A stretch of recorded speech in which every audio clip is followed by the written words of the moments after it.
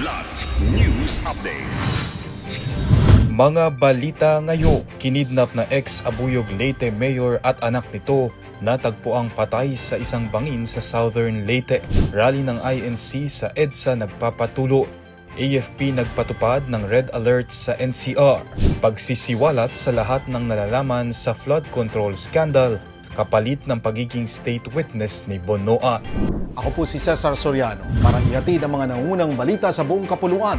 Ngayon, Patay na ng matagpuan ng dating vice-alkalde ng Abuyog Leyte na si James Bohol at ang kanyang anak na si Carlo James Jimbo Bohol matapos silang dukutin noong Sabado, Hunyo 27. Kinumpirma ni Abuyog Mayor Lemuel Jean Traya ang kanilang pagkamatay at kinundina ang insidente bilang isang karumal-dumal na krimen. Natagpuan ang dalawang bangkay sa isang bangin na may lalim na 7 hanggang 8 metro sa barangay Imelda, Silago, Southern Leyte, dakong 9:57 ng umaga nitong Martes. Nauna rito nanawagan sa publiko ang anak ni Bohol na si Faye sa social media na tulungan silang mahanap ang kanyang ama at kapatid matapos silang dukutin mula sa kanilang bodega sa Mayorga, Leyte. Kaugnay nito, mariing kinundina ni Mayor Traya ang aniyay karumal-dumal at walang saysay na karahasan habang tiniyak ng Police Regional Office 8 na magpapatuloy ang malawakang investigasyon upang matukoy ang motibo at mapanagot ang mga salari. Nagpapatuloy ngayong Miyerkules ang kilos protesta ng Iglesia ni Cristo sa bahagi ng EDSA People Power Monument matapos bigyan ng permit to rally ng Quezon City Government ang organizers. Sa permit na inilabas ng QC Department of Public Order and Safety, nakasaad na maaaring magsagawa ng peaceful rally ang INC sa White Plains at Temple Drive mula 8 a.m. hanggang 8 p.m. ngayong araw, July 1. Inaasahang 100,000 na miyembro ang makikilahok sa protesta. Pinaalalahanan ng organizers na sumunod sa detalye ng permit at iwasang magdulot ng unnecessary traffic disruptions.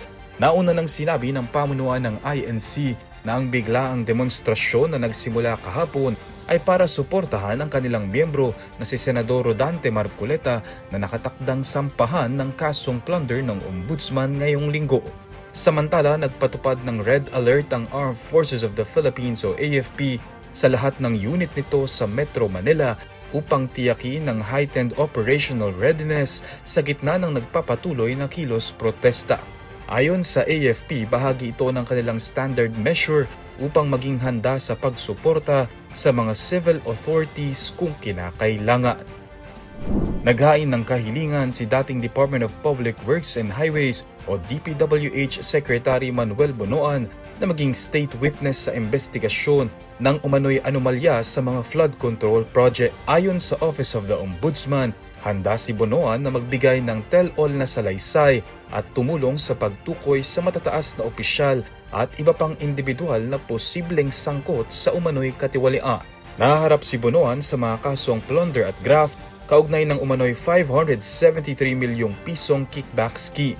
Sinabi ng Ombudsman na mahalaga ang kanyang testimonya at matukoy kung paano umano na isagawa ang malawakang operasyon ng korupsyon sa infrastructure projects. Nakatakda namang dinggin ng Sandigan Bayan ng Mosyon habang ang kanyang arraignment ay inilipat sa mga susunod na petsa ngayong Hulyo. Para sa Kidlat News Channel, ako si Renza Linon, nag-uulat.